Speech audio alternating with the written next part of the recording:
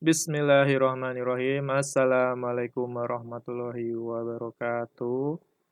Good morning, student, and what's up? Come back with me again, Ustaz Subhi, as your English teacher in SMP IT Bina Insan. Okay, I hope all of you will find great, excellent, and mantap. Today, we will talk about the preparation for midterm, and I will give you kisi-kisinya. Jadi nanti dibaca kisi-kisinya atau dilihat videonya dari awal sampai akhir. Nah, untuk soalnya gimana? Soalnya ada 25 soal. Nah, nanti bentuk soalnya ABC-an, pilihan ganda, multiple choice, dan nanti diacak. Jadi, kalau misalnya teks 1 itu, kalau misalnya di nomor 1 ternyata label, terus nomor 2 itu percakapan, nah itu berarti soalnya udah diacak. Gitu. Nah, I will give you some murojaah. Pertama kita berkenalan lagi, bukan berkenalan sih. Mengenal kembali apa itu label. Nah, di sini ada sebuah question, what is the product's label? Nah, kalau ada pertanyaan, what is the purpose of the text? Apa tujuan dari teks tersebut? Nah, itu teksnya itu ternyata teks label. Nah, nanti jawabannya cari yang ada tulisannya the product label contain the detailed information of the product such as misalnya ingredients, nutrition fact, serving recommendation, consumption instruction, caution atau or warning for drugs, and how to store the product. Nah, kalau ada pertanyaan, apa tujuan dari teks atau what is the purpose of text, or ada question what the text tell us atau what the aim for text, tujuannya dari teks. Nah, kalian cari yang detailed information yang men-serve atau memberikan detail information. Contohnya seperti ingredients, bahan-bahan, nutrition fact, itu kalau buat food product. Nah, nutrition facts-nya kan ada misalnya mengandung lemak atau mengandung protein dan lain-lainnya. Serving recommendation, cara untuk penyajiannya, yaitu buat food. Consumption instruction and caution, nah itu biasanya buat drugs. Dan how to store itu cara penyimpanannya. Gitu. Nah, second, by reading label, people will know whether the product is good to consume or not. Nah, yang ketiga itu must package product have label on the back of its packaging. Nah, ini contoh labeling yang ada di drug. Amoxicillin 500 mg capsules. Nah, ini nama produknya Amoxicillin. Jane Smith itu person who gets this drug, itu orang yang dapat obat ini. Nah, ini resep dokter biasanya. Dan lain-lainnya. Nah, terus kita murojaah tentang procedure text. Nah, last week, all of you sent to me about procedure text. Not all of you, actually. Ikhwan sent to me procedure text. Nah, ada yang membuat yang simple kayak how to operate computer or how to turn on computer or how to turn off the computer. Ada juga yang cara membuat sesuatu, make something, kayak how to make iced tea, nah, atau how to make pancakes. Nah, I love it. And Yang paling simple yang saya harapkan itu cara melakukan sesuatu atau cara membuat sesuatu yang biasa kalian lakukan. I do appreciate the person who made it simple.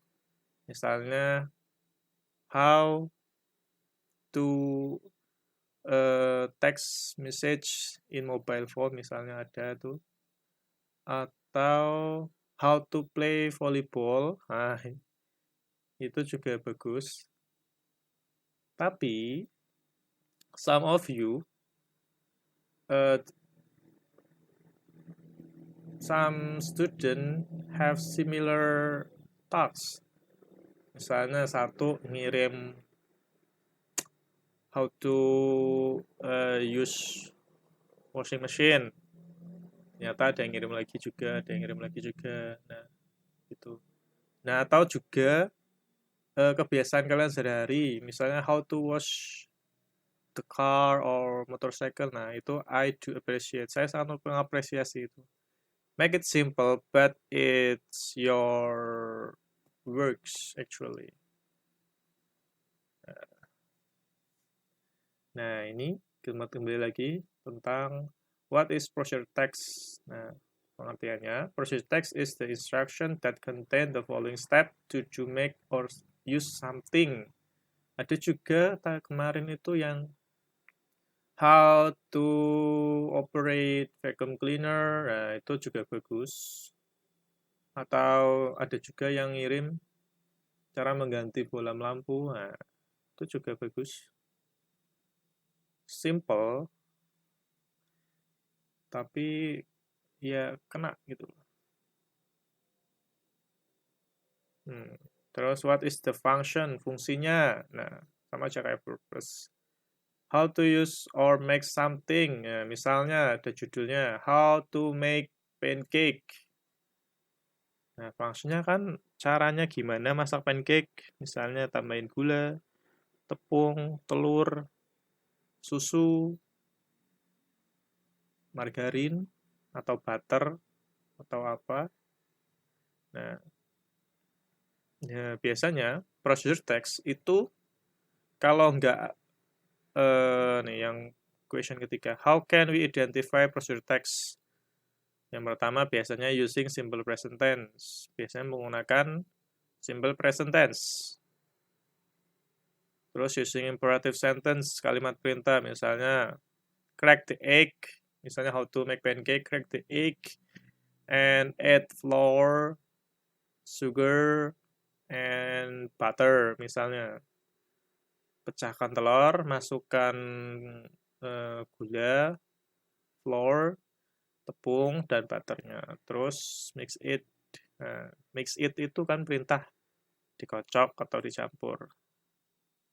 Nah, yang tiga, using connective sequence or transactional word or phrase to establish chronological order. Kata sambung untuk menunjukkan urutan langkah, bisa pakai then, next, while, and so on. Atau juga bisa pakai numbering, give chronological order, for example, first, second, third, so and on. Atau juga karena bisa menulis step-stepnya atau metodenya dengan menuliskan angka 1, 2, 3, 4, 5. Using action verb kayak put, take, turn, plug, mix, crack. Kalau memecahkan telur atau apa. Bake, kalau itu butuh oven. Using adverb, truly, carefully, slowly. Nah, kalau yang keenam nggak terlalu sering dipakai. Nggak terlalu sering sih. Untuk level SMP atau junior high school tidak terlalu ditekankan nomor 6.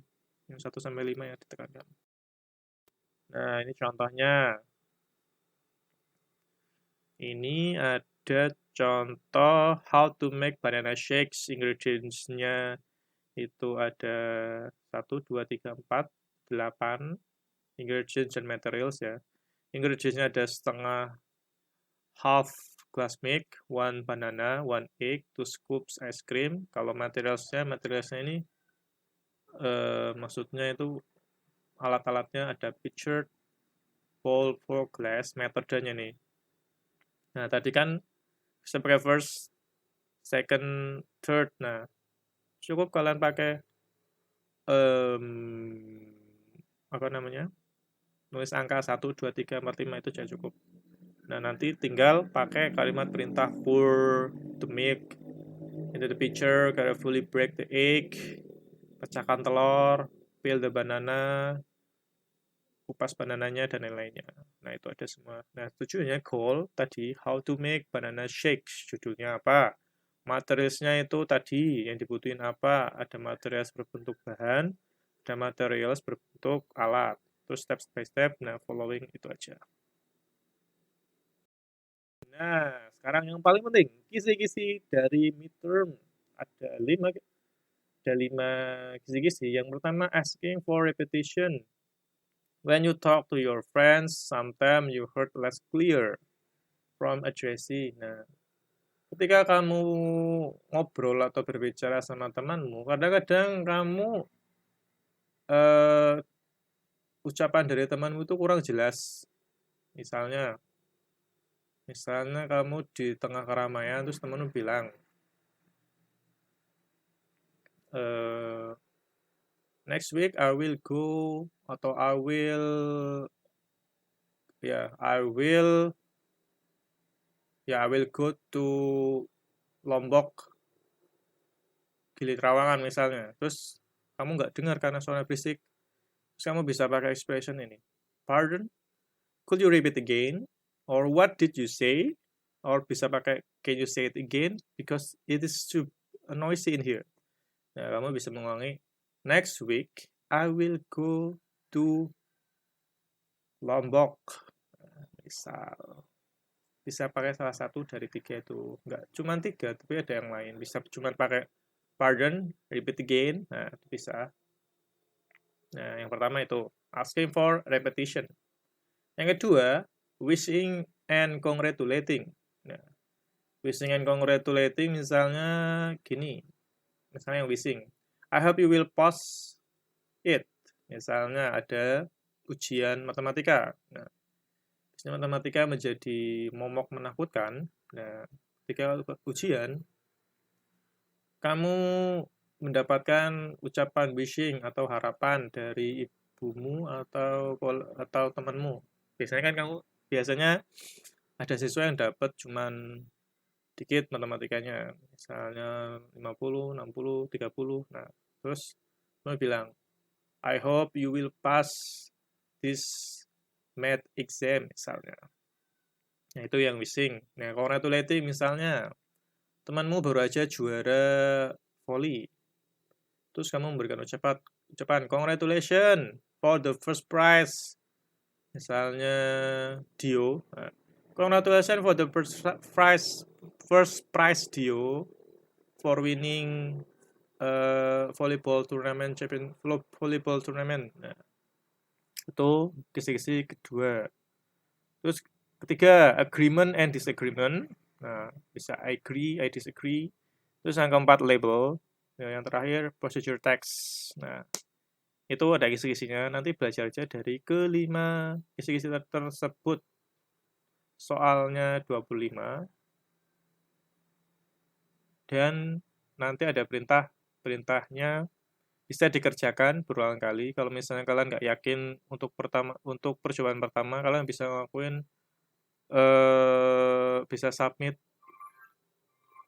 kedua kali atau ketiga kali. Nanti dari Ustadz nanti akan pilih nilai terbesar. Tapi nggak juga harus kalian ngisi sampai banyak kali. Kalau udah yakin 1 kali, udah yakin itu dapat nilai bagus, nah cukup sekali aja. Tapi kalau nggak yakin, boleh 2, boleh 3, nah, boleh 4. Asal jangan sampai 100 kali. Nanti menuhin responsesnya. Oke. Thank you. That's all for our meeting. Jangan lupa belajar buat minggu depan. And let's close our meeting by reciting Hamdalah together. Alhamdulillahirabbil alamin.